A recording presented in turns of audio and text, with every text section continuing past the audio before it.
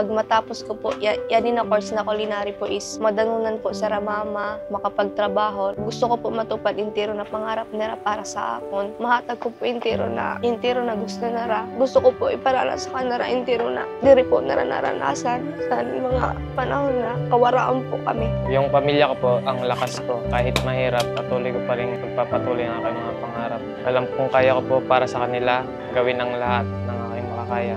Ako din ay nag-aaral ng kahit simpleng trabaho lang din dahil hindi rin pinalad na makapagtapos po sa pag-aaral dahil may kakulangan din po sa financial.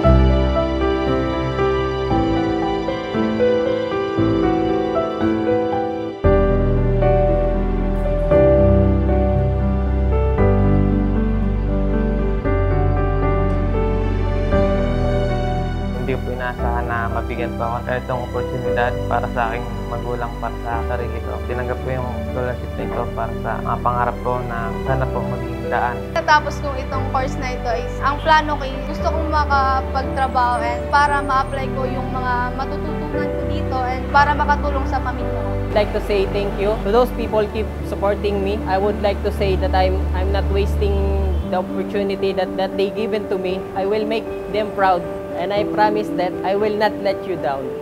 Maraming salamat po sa tumulong sa akin at sa tutulong pa po. Pangako po, hindi sasayangin yung tiwala na binigay niyo sa akin. Sana po marami pa po kayong matulungan.